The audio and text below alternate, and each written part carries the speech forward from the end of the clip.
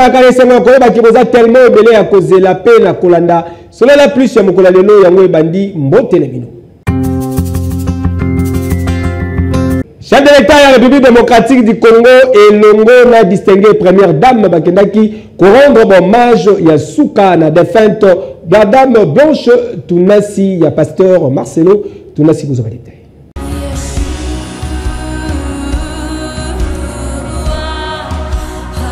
Batu bayaki ebele na stade Tata Raphaël lobi eleki ezalaki pona kota la spectacle te kasi ezalaki nde pona ko rendre hommage ya suka na Madame Blanche Odia Kandolo Tunasi, épouse ya pasteur Marcelo Tunasi ya église La Compassion. Ba chrétien ya église du corps du Christ, famille biologique, amis et connaissances, bazangaki te kozongisa lokumu epa ya Kolo Nzambe pona mokano na ye oyo akokisi. Toujours pene ya peuple fumu ya ekolo République démocratique du Congo, son excellence Félix Antoine Tshisekedi Tshilombo Fachi Beton, accompagné na la distinguée première dame bayaki kokabola mawa elongo na famille. D'entre deux jeux, chef de l'État, son excellence Félix Antoine Tshisekedi Tshilombo a s'inclinaki liboso ya dépouille mortel.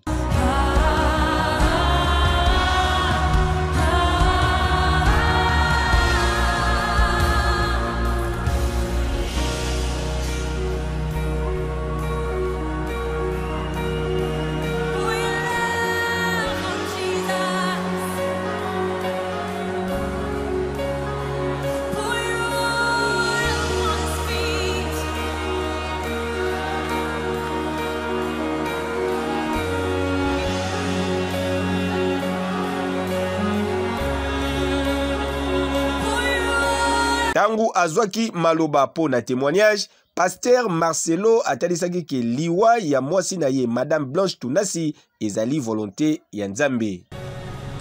Je pensais que je viendrais ici seulement pour prêcher. J'avais prévu en août tenir une action. J'aurais jamais imaginé que je viendrai ici avec le corps de mon épouse.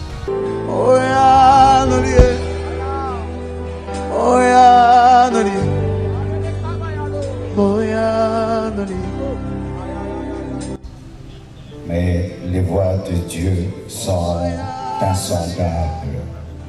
Mitema ezokisamaki liloba ya Nzambe oyo bateyaki po na circonstance et apesaki chagrin. Dépôt ya ba gerbe de fleurs et salamaki pe na sima.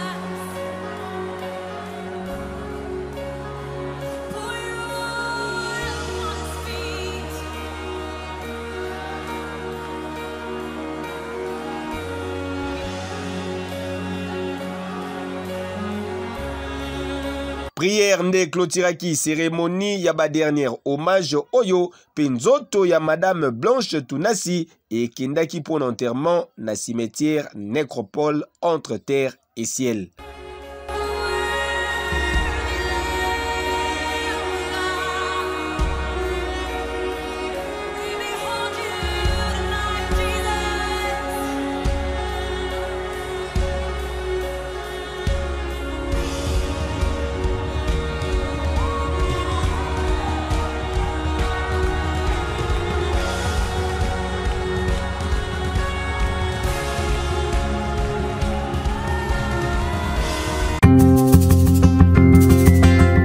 Ministre d'État en charge de la justice peu contentieux international Constant Mutamba akutanaki l'inspecteur général de la finance chef de service Gilles Alingeti Nini Basolaki autour na masolo na bango bozo détail.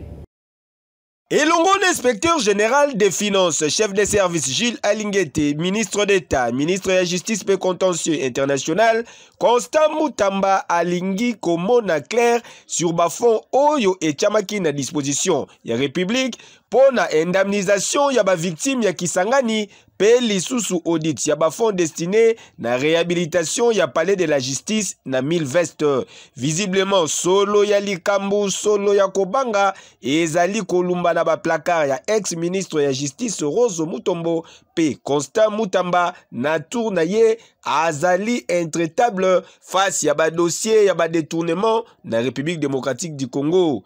Son Excellence Monsieur le ministre d'État, ministre de la Justice, veut faire de la lutte contre la corruption un élément important pour faire avancer le pays. Et dans ce cadre-là, il nous a donné des diligences à faire le plus rapidement possible, notamment transmettre tous les rapports de ces 3 dernières années ayant établi des faits de corruption et criminalité financière pour que le ministère de la Justice s'en occupe.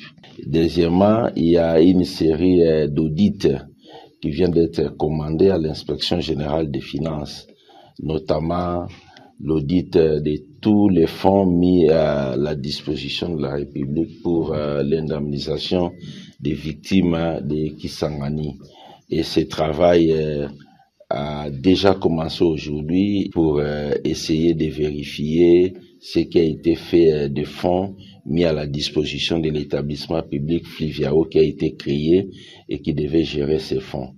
Il y a également l'audit des travaux de réhabilitation des palais de la justice par la société Milvest que l'autorité voudrait que nous puissions mettre à sa disposition tous les éléments. Kasi Sengeli Boyebake, ministre d'État, ministre de la Justice, Azali Kozela également, na Jules Alingete, transmission urgente ya ba rapport ya 3 dernières années Oyo, ezala établi ya ba fait ya corruption pe criminalité financière na République démocratique du Congo, pote ministère na ye et s'occuper na yango. Dossier à suivre.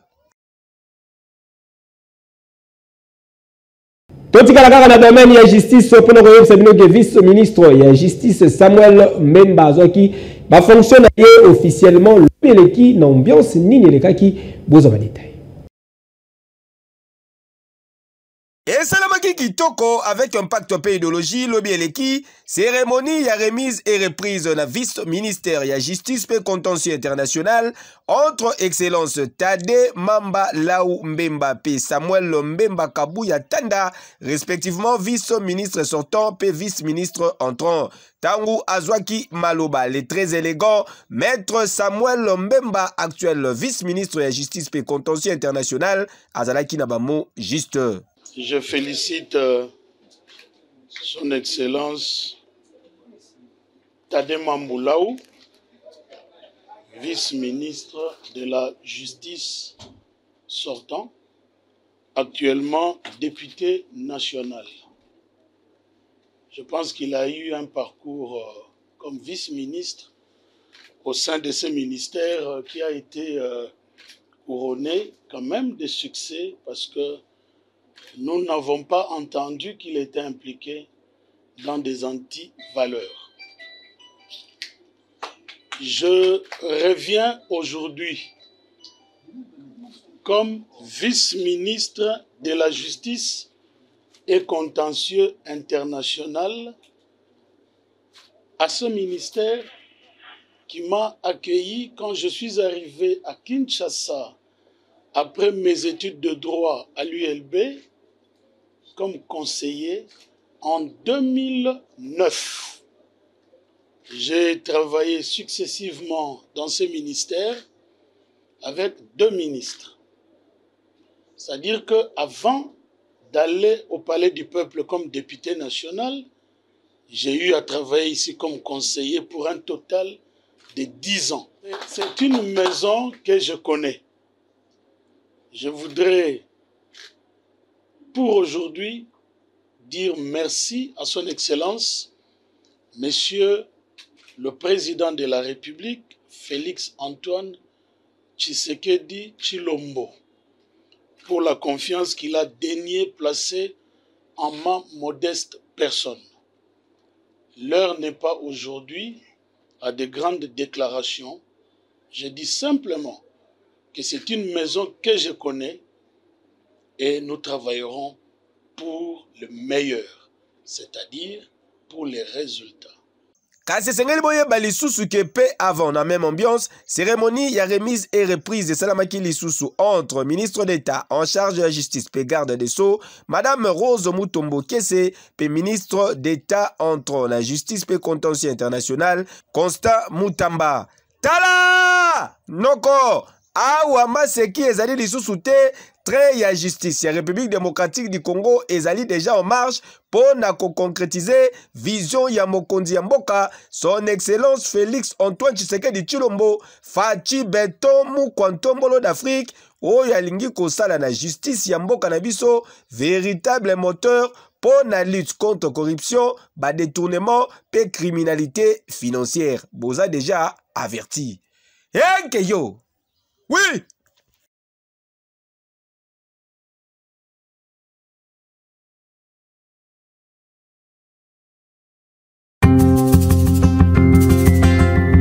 Consolidation ya bakite banakoluka yango yo présentation ya prototype ya maison préfabriquée et salami na CIBM contracteur lelo la prison militaire ya Ndolo Bozabali.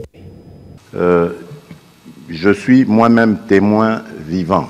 Ah oui, Kakandenge Elingi, le chef de l'État, son excellence Félix Antoine Tshisekedi Tshilombo, garant de la nation, pe commandant suprême, il y a la force armée, il y a la République démocratique du Congo, il y a la police nationale congolaise, pe service national, présentation officielle, il y a prototype, il y a maison, construite sur base, il y a la structure métallique, autrement dit maison préfabriquée, Oyo et Salami, la société CBM Contractor, et Salami Mokolo ya mardi 18 juin 2024 la prison militaire Yandolo. Cérémonie et Salamaki Kitoko avec impact pédologie. La présence ya général ya génie militaire, représentant ya chef d'état-major général ya FRDC, secrétaire général à la défense, commandant ya prison militaire Yandolo, pe invité ya ndenge na ndenge oyo bayaki komona bango moko na misu ndenge ndoto elati nzoto. Kaka ndenge bozali komona boye structure oyo nyonso ezali métallique pe evandi likolo ya fondation battle oyo ezali produit ya polytéramine pe ba mur et salami na laine de roche. À l'occasion de la présentation officielle du prototype de la maison construite sur base de structures métalliques par la société CBM Constructors. Permettez-moi tout d'abord, à cet instant solennel, d'exprimer tous mes sentiments de reconnaissance au commandant suprême des forces armées de la République démocratique du Congo pour son attention soutenue dans l'amélioration des conditions de travail de militaires en général et celles de pénitentiaires en particulier. Nos remerciements sont adressés également au vice-premier ministre de la Défense pour son implication dans la matérialisation de ces projets qui, du reste, est salutaire pour l'administration pénitentiaire dans notre pays. Enfin, nous remercions messieurs les directeurs de l'administration pénitentiaire militaire pour son leadership ayant impacté la motivation de l'entreprise CBM Constructors en vue de retenir la prison militaire de Ndolo comme premier bénéficiaire de cette œuvre.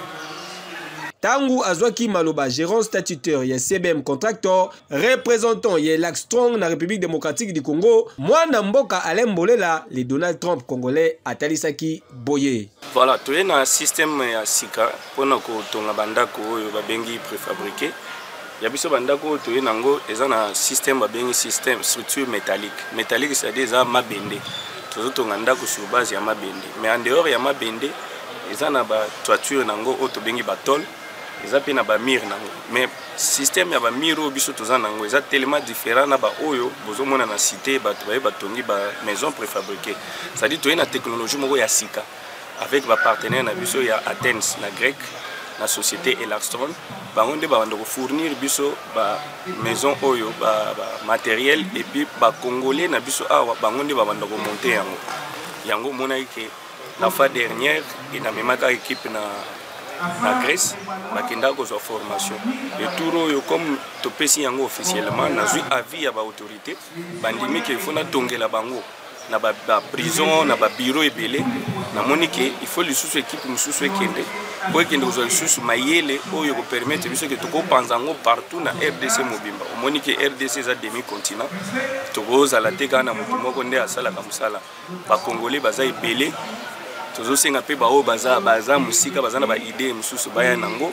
yango moi nazo senga na chef de l'état à soutenir biso ba jeune entrepreneur na makambo tozo sala ndako yango yo moi na sali na remettre yango officiellement na prison ya Ndolo na zui ata $10 te peut-être mususu ko lo bote ba tongisi azumbo ngote na kabi yango et na sengi na ba autorité belé ba ndo kotawa babosana te que non CBM eza wana pona servir République démocratique du Congo et ko soutenir ba action ya chef de l'état. Tala consolidation ya baki to bandaki koloba yango yo boyende zalaka ba maison préfabriquée oyo ebetisa batuma baku boyende esengelaki esala madada pe propre na ndenge ya kusakana te. Fachibe béton. Vous savez, la construction... Kuluna zali ko bundama na ndenge ya kosakana te na quartier Ndanu tozali bongo na commune ya limité commentaire. Ate kotozali kolakisa bino mikolo nyonso ndenge la police nationale congolaise azali kotia maboko na ben civil communément appelé Kuluna pe bazali ko transférer bango bisika esengeli kasi ebele bazali kaka koyoka te neti awa tozali na quartier Ndanu na Kingabwa 17e rue na commune ya Limete tikala yebisa bino ke awa kimia ezalaka penza te ndenge kaka bozali komona boye ezala na tongo ezala na pokwa awa na Ndanu Kuluna ekoma lokola biloka kolia Kuluna ekoma lokola bonjour bota la scène oyo population ya vivaki na tongo ya lelo neti kaka bozalaki.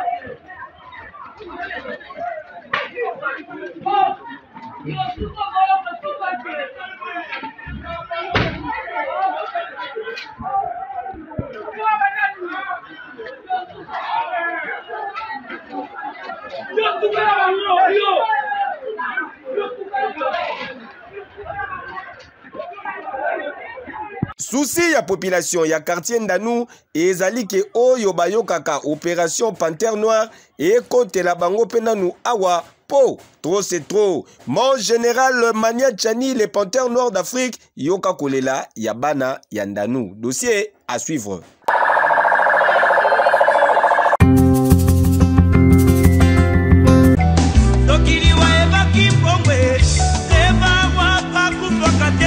Ba famille Botuli, Tefu, Kayala, Lokomo, Bonieme, Bosio wa Bosio pe ba ressortissant Yabonga Ndanga bazali na mawa ya koyebisa na bandeko baninga pe bayeba na bango sango ya liwa ya grand-père, oncle, père pe frère na bango na kombo ya Botuli Isamboyo Lokomo Sébastien oyo akufaki depuis mokolo ya lundi 11 juin eleki na yango libote bongisi programme ya matanga boye.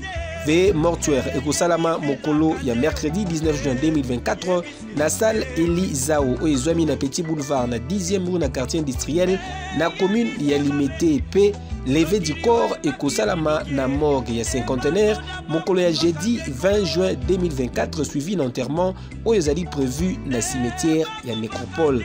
Corporation ya presse mobima ba présenté pe ba condoléances na bango na kati tous les journalistes oyo abungisi papa na ye. Communiqué oyo epesami pona mai nyonso bayebaki papa Sébastien Botuli Isamboyo Lokomo.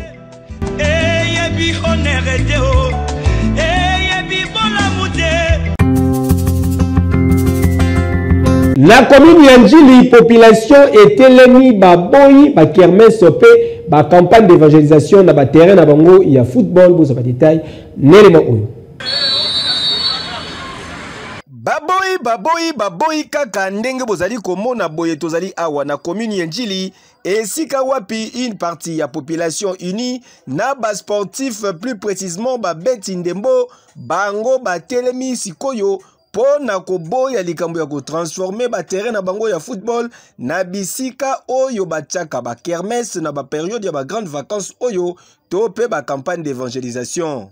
Condamnons et nous opposons à toute l'autre action clandestine visant à faire louer le terrain Mambenga à de multinationales Landa pour des fins publicitaires et lucratives, mettant ainsi en péril et en berne le développement physique et intellectuel de notre jeunesse. Interpellons avec insistance les autorités compétentes de prendre des mesures rigoureuses aptes à mettre un terme aux appétits égoïstes de ce multinational non soucieuse à l'essor de notre jeunesse sportive. Décidons de nous interposer avec la dernière énergie de barricader la route à toute occupation, soit-elle fugace ou définitive du terrain Mambenga, un espace à vocation sociale pour le développement de la jeunesse ndjiloise. Notre revendication tient lieu d'une mise en garde sévère. Il en va de même pour les chantiers érigés entre les quartiers 3 et les quartiers 4. Ne vendez pas cet espace une fois les travaux terminés. Oyazali na matoi ya koyoka ayoka. L'histoire finit toujours par nous rattraper. Tangu micro epusanaki pene ya babito ya commune Yanjili yoka pe communication et salamaki. Bobiso de linga ming football na congé de linga ming football. On te lingi bakanga terrain oté. To boyinde bata kermesse na ba terrain Yanjili abakanga déjà terrain ya 6 kuna yango to monde wa bazoni ngapi bakanga ya echona municipal yango tozoboya bata kermesse na ba terrain oyo. Kotobeta championnat na ba entraînement to s'entraîner nayoki ba tractation pour na bacha kermesse awa. Je ne peux pas comprendre. Et c'est impossible. L'homme va retourner à l'équipe nationale ndengeni. Mais c'est ma équipe nationale yangoyo. Moi je suis secrétaire exécutif à Secla Football Nji. Nayebi ke ba minime, ba cadet, ba kobeta pendant les grandes vacances oyo, ba kobeta awa. Ba mekate biloko wana ba chaliba bete na ba joueur Nji. Terrain 6. Ndenge présente le bar, terrain 6. On a 3 terrains, Njili 1, Njili 2, Njili 3. Bakanga terrain wana. L'équipe Nyon sur 6 kuna, bakoma ko na terrain oyo. Donc pour l'instant d'être na Njili awa, tozanga na 2 terrains de tika nango. Eza terrain chaud, o bango ba balinga ba tia kermesse, ba mesana ko tia ba kermesse, na terrain municipal aux à côté. Awa. Bana oyo ba ba congé oyo. O tozana bango parce que Njili les a ballon. Po basuka wa. Ngamo entraîner Cop na ngeza bali chaque temps on a na futa mara na musalo na futa la ndako na musalo na taxi ba na musala oyo so boje kermesse awa intérêt na ngana kermesse neza nini musala ngana ni kufi na kolia wa bana ba vivre ndenge nini terrain oyo eza terrain bali biso so to vivre kana sima ba joueur neti ngana supporter ya ba joueur nyonso ba équipe nyonso ya Tiango ezanga na obolingi bo sala eza yango te boso bo sali boy bana ba baby na ba oya biso na oya bino pe bakobeba kaka en tout cas to lingi yango te to boya yango penza po bala sima bolu kate sika mususu boke sala mais ceux qui awa en tout cas et simba kate donc ça kermesse te to be kermesse te na ba o campagne évangélisation awa to boyi yango awa etika la kaka ba to ka makambo ya sport. Donc il y a cette fois-ci, tiki yango mingi. So tozalaki kotika mwa muke po toyeba terrain 6 ezali. Terrain 6 bakangi ne bandeko ba yuto loba pona bandela te. En tout cas ya tour oyo soki ekozala na kiteti toza ba congolais siko tozo loba nan tozo avertir. Soki kaka bo tchena makasi. Désordre penza ekozala ya solo. Pota bondi ko chama baya awa toyebi ke boyana basoda boyana minduki.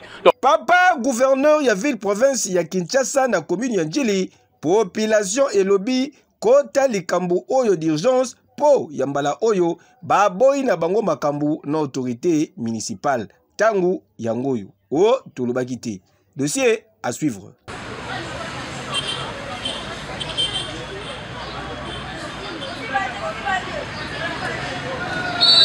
Sur la plus, c'est mon Souka, merci pour la confiance et la fidélité. Nous sommes là dans l'image. Merci. Makasina Ado, mon chapé Israël, mouillé 4 fois. Champion play, Mobile Yassim, mon Kozanaki, Nassima Caméra. Régie finale, ici Mamaki Bouna. Mais de maître, il y a Jérémy Foueta Bamata, Bakitoa Balkolmabele, n'a préféré Bino.